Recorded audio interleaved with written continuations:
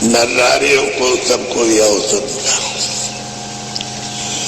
आज आप सच्चे मालिक की उस प्रभु की चर्चा आज सुन रहे हैं। बहुत मुद्दा तो समय गुजर गया कि आपको पता नहीं। तो वो ऐसा मालिक जिसके एक एक रोम में कितने सूरज चांद प्रकाश करते हों, तो उस रोमों की कोई क्या व्याख्या, क्या वर्णन करेगा। अरे ये तो आपका सूरज एक एक है, ये तो कुछ नहीं है। ऐसे देश के, निर्मल देश के, उज्जवल देश के, अमृत के सागर देश के, ज्ञान और शक्ति के अथाह भंडार सागर में रहते थे, और वहां से यहाँ परदेश में आए हो।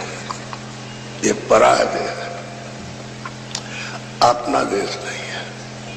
क्योंकि अपना तो भरपूर सुख का सागर, अमृत का सागर, ज्ञान और शक्ति का सागर, वहां किसी चीज की कोई कमी नहीं। और मालिक का दीदार और दर्शन। सब जीवात्माएं इतने लंबे चौड़े सागर में, लेकिन उनके कोई एक आंख है, अनेकों आंख। जब मालिक के अनेकों आंख है तो वहां जो जीवात्माएं जो उनमें रहती हैं, सुखते हैं, वो अनेकों आंख वाली। कितनी तो अरब खरब, यदि ऐसी लंबी चौड़ी आंख की अरब खरब दूर का वहीं से बैठ के दिखाई देता है। ऐसे देश के आपकी आंख इतनी लंबी चौड़ी थी, लेकिन जब आप ऊपर से नीचे उतारे तो आपकी शक्ति को कमजोर किया, आपके प्रकाश को कमजोर किया, आपके ज्ञान को कम किया, आपके आनंद को कम किया। ऐसे धीरे धीरे उतार करके जब आपको लाया गया यहाँ, तो बिल्कुल कम हो गए। टिमटिमाता हुआ एक छोटा सा, जैसे घर में दिया जलाते हो, ऐसे ही जीवात्माओं का हाल हो गया सबका। और दोनों आंखों के पीछे सबको बैठा दिया। जब लाए मनुष्य शरीर में तो सबको बैठाया, और जब बैठा दिया तो कोई आपके अंतःकरण पर कोई गंदगी, यानी पाप पुण्य की नहीं थी, अच्छे बुरे की नहीं थी। क्योंकि न्याय अन्याय था नहीं, सत्य था नहीं। ये सब कोई घटना नहीं थी। किसी को तकलीफ देने की, पीड़ा देने की कोई बात नहीं थी। तब के सब आए, और उस समय पर आंख निर्मल थी, कान निर्मल थे, नाक निर्मल थी, तो सब के सब वापिस से अपने देश के लिए लौट गए। आए गए, मालिक ने कहा तुम कैसे आ गए, हमने भेजा था।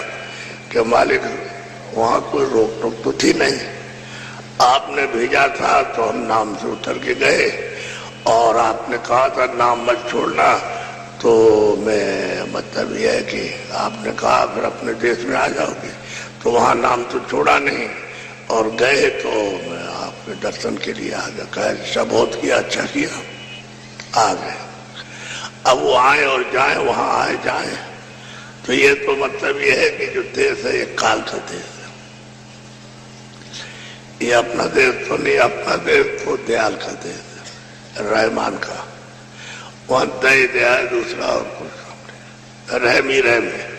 और काल के देश में रहम नहीं है, यहाँ दया नहीं है।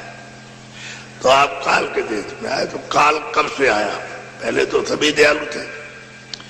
ये जितने भी ऊपर से आए थे, ईश्वर और ब्रह्म और पार ब्रह्म, ये 16 बच्चे हैं जो मालिक ने भेजे थे, तब तो सब दयालु थे। क्योंकि उस समय तो कोई झंझट झगड़ा था नहीं किसी तरह का। सब लोग प्रेम से रहते थे, लाए थे प्रेम से रहते थे। उनका भी दीदार दर्शन और अपने मालिक का भी जाके करते थे, तो कोई बात वैसी थी नहीं। लेकिन वो इनको मालूम नहीं था, तो ये सब वापस हो गए। जितने इस मनुष्य शरीर में भेजे सब वापस। वो तो एक घड़ा भर के, ऐसा बड़ा घड़ा भर के एक एक दे दिया, तो उसमें तो अपार जीवात्माएं रुए हैं। अब वो थोड़ा थोड़ा करके ले आए मनुष्य शरीर में। कहते नहीं ये शरीर ये स्थूल है आपका, जो ये शरीर आपको दिया है मृतलोक में स्थूल है। जल पृथ्वी अग्नि वायु आकाश का मसाला मिलाकर और तब आपको इसमें बैठाया। इसके ऊपर में ये नहीं है। तो स्वर्ग और वैकुंठ में लिंग शरीर है, तो वहां कौन सा मसाला है? 10 इंद्रियां और चतुर्थंताकरण मन बुद्धि चित्त और अहंकार, तो 10 और 4 14 और रजोगुण और तमोगुण और सतोगुण 3 ये हो गए और 14 वो 17 तत्वों का लिंग शरीर है। स्वर्ग में वैकुंठ में सब लिंगी शरीर है। तो वहां जीवात्मा इससे बारीक पर्दे में बैठी है और वो लिंग शरीर में वहां उसका कार्य हो रहा, क्योंकि वो तो मतलब ये है कि लिंग शरीर है, स्थूल नहीं है। तो स्थूल तो ये है जड़, और ऊपर में चैतन्यता झलकती है, ऐसा मालूम होता है रोशन है। और आनंद मालूम होता है सुखमय, लेकिन उतना नहीं, सुगंधी भी बहुत है। स्वर्ग की वैकुंठ की सुगंधी एक सुई की नोक यानी बोर करके उसमें से ले आओ और इस सागर में डाल दो तो सब खारा पानी बदल के सब सुगंधित हो जाएगा। इतनी वहां सुगंधी है। तो इस शरीर में तो रखा आपके लिए भोजन, ये जड़ शरीर था, खाना पीना अनाज सब्जी फल दूध के ये सब कुछ, इससे इसको रख सकते हो आप। अगर नहीं खाओगे तो सुख साख के खत्म हो जाएगा, फिर जीवात्मा इसमें से निकल जाएगी। तो इसलिए वो ये चीजें देना। अब वहां ऊपर में जो लिंग शरीर उसमें ये भोजन नहीं है, न अनाज है, न फल है, न फूल है, न दूध है, न घी है, न पानी है, न ये हवा है, न ये अग्नि है, ये सब कुछ नहीं। वो तो लिंग शरीर है। तो 10 इंद्रियां हैं, 4 चतुर्थंताकरण मन बुद्धि चित्त और रजोगुण। तो उसमें भोजन, उसमें जीवात्मा किससे कैसे टिकेगी? तो सुगंधी लेती है, इतनी सुगंधी है उसी से पेट भर जाता है उसे। तो यहाँ पर उसने एक योनि रखी है लिंग शरीर की, प्रेत योनि यहाँ रखी है, यहाँ मृतलोक में। तो जैसे कोई अकाल मृत्यु हो गई, पानी में डूब गया, कोई मारा गया, आपने मार दिया उसको, मार दिया उसको, तो ये सब के सब पहले प्रेत योनि में जाएंगे। तो जितनी आयु उनकी बाकी वालों के, आज उसकी 20 वर्ष की उम्र है, आपने किसी को मार दिया और 50 वर्ष की उम्र थी, तो 20 वर्ष में आपने मारा तो 30 वर्ष प्रेत योनि में रहेगा। ये सबका हाल है। किसी पशु को मारो, पंछी को मारो, किसी जानवर को या जल के जीवों किसी को भी मारिए, तो जितनी बाकी उनकी उम्र है, जैसे मतलब ये 15 साल हो गए, अभी 5 साल, तो 5 साल प्रेत योनि में सबको रहना। अकाल मृत्यु सबको प्रेत योनि में रहना, कोई भी हो, लड़का हो, बच्ची हो, राजा हो, रैयत हो, हिंदू हो, मुसलमान हो, कोई भी हो, जब प्रेत योनि में तो जब ये अकाल मृत्यु हो गया, जहर खा लो, तो सब प्रेत योनि में चले जाएंगे। और एक प्रेत योनि की सजा भी होती है, जो आपने कर्म किया तो उसको प्रेत योनि में। तो प्रेत योनि का क्या है कि पेट बहुत बड़ा और सुई की नोक होती है, उससे भी बहुत छोटा मुख, तो चावल नहीं खा सकता है, मतलब कोई रोटी नहीं खा सकता है, कोई दूध नहीं पी सकता। तो अब रोता और चिल्लाता है, तो कभी इसको लग गया, कभी उसको लग गया, कभी उसको लग गया, कभी उसको लग गया, प्रेत योनि। तो उसमें ऐसा भी होता है, जब सजा मिलती है तो 200 वर्ष रहना, किसी को 100 वर्ष का कर दिया, किसी को 5 वर्ष का प्रेत रहो, किसी को 1000 वर्ष का कर दिया प्रेत योनि में। तो कर्मानुसार। अब वो लिंग शरीर वो अलग है, स्वर्ग और वैकुंठ का उसमें। तो उसमें मतलब बहुत सुंदरता है, बहुत खुशबू है, बहुत चमकदार है। और ये मुकुट वगैरह बहुत ही अच्छा, तुम ऐसे मुकुट देखने को कहीं नहीं निकलते हैं। और जैसे हीरे, तो हीरे क्या चमकते, कुछ नहीं चमकते, वो इतना चमकदार है जो मुकुट वगैरह है उनका। और आंखें इतनी तेज मतलब है, और सुंदर रूप बहुत सुंदर है, अति सुंदर। उस स्वर्ग वैकुंठ में लोग वहां रहते हैं, वहां लिंग शरीर में। अब वहां सुगंधी है, बहुत सुगंधी, बहुत ज्यादा। वहां जितने भी हैं वो सब सुगंधी सब चीज है, बड़े बड़े बगीचे, बड़े बड़े बाग, यानी जैसे तुम्हारा सारा संसार वहां एक एक बाग है। ऐसे सुंदर सुंदर खुशबूदार फूल कि उसमें जाओ तो तार हो जाओ बिल्कुल एकदम से। फिर यह इच्छा नहीं होती है कि हम मतलब नीचे जाए ऊपर जाए, तो कुछ नहीं। तो महात्मा होते कहते भाई यहाँ कुछ नहीं है, ये भी भूल भुलैया का स्थान बना रखा है, आगे चलो। तो आगे क्या है, जब ऊपर गए तो वहां सूक्ष्म शरीर है, मन बुद्धि चित्त और अहंकार चार तो जो गए, और शब्द स्पर्श रूप रसगंध पांच, ये तो 9 तत्वों का शरीर है, वो सूक्ष्म शरीर है, उसको सूक्ष्म ही कहते हैं। तो उसमें ये सुगंधी तो बहुत है, यानी स्वर्ग और वैकुंठ में कुछ सुगंधी नहीं, वहां तो बहुत सुगंधी, लेकिन भोजन सुगंधी का नहीं है। अगर सुगंधी वहां मिलेगी तो आप उसमें 5 तत्वों का शरीर है, शब्द स्पर्श रूप रसगंध, बस ये। तो अब जब ऊपर जाओगे तो वहां भोजन तो ये नहीं है ना, आपका ये भोजन है ये जो खाते पीते हो फल फूल अनाज, और ना वो सुगंधी का भोजन और ना वो प्रकाश का। तो वहां भोजन किसके, कैसे वो जीवात्मा है उस शरीर में रहेंगे, कारण शरीर में। तो वहां प्रकाश शब्द का भोजन है, शब्द पूरे के पूरे मंडल में घराघोर शब्द है, आवाज साउंड है, उसका भोजन, उसका आहार करते हैं। और जब उसके पार उतर जाए तो शरीर स्वयं ही जीवात्मा, ये रूह जो है स्वयं ही, ये सोल है स्वयं ही, मतलब ये कि ये शब्द का रूप है, स्वयं ही दूसरों को खुराक देती है। तो देखिए मतलब ये किस तरह से उसकी सब चीज को कम किया कि ला करके ऊपर से, और धीरे धीरे करके प्रकाश और ज्ञान, और मतलब ये है कि ये शक्ति को इसको कम किया, तब तो यहाँ रह सकती है। अगर कम करे वो रहे तो इसमें प्रकाश बहुत है। इसमें प्रकाश जब तक ये ईश्वर के स्थान पर और ऊपर रहते हैं, उससे ज्यादा तो इसी में प्रकाश है जो दोनों आंखों के पीछे बैठी। वो तो शरीरों में बंद करके कारण शरीर में उसके प्रकाश को, उसके ज्ञान को और उसकी शक्ति को कम किया, तब जाकर के उस शरीर में बैठा सकते हैं, ऐसे नहीं। और मतलब ये जब नीचे उतारा तो नहीं का बंद करेंगे तो फिर बैठ नहीं सकती। वो तो शक्ति को जब, तो फिर उन्होंने दिया सूक्ष्म शरीर, तो उसमें उसको उसके प्रकाश को कम कर दिया, शक्ति ज्ञान को कम कर, सब चीज को कम किया है। अब नीचे ले आए लिंग लोक में, तो उसमें ला करके उसमें कम कर दिया। हम मृत्यु लोक ले आए तो एक जर्रा, उसके लाख टुकड़े कर दो, उससे भी छोटी है ये जीवात्मा, ये रूप, ये सूरत जो तुम्हारे दोनों आंखें पीछे बैठी। इसलिए वो कोई एक्सरे में भी नहीं आ सकती, कोई किसी तरह फोटो में नहीं आ सकती, वो इतनी छोटी है। लेकिन संतों महात्माओं ने इसको बरामद कर लिया, इसको जान लिया कि कितनी छोटी और कहां पर बैठी है और कैसे निकाली जा सकती है, कैसे वापस लौट करके अपनी शक्ति को धारण करे, उनको मालूम है। तो असली बात तो यह है कि आप जहां आए हो तो परदेश है, और ये सब तपस्या करते हैं मालिक से, तब किया है, आराधना की है, तो मालिक खुश हो गया तो उससे मांग करके आपको ले आए। मसाला तो मालिक की मौज मर्जी थी, उन्होंने पहले उतार दिया, लोक और मंडल तो उन्होंने पहले से बना दिया, लेकिन यहाँ कोई रचना नहीं थी।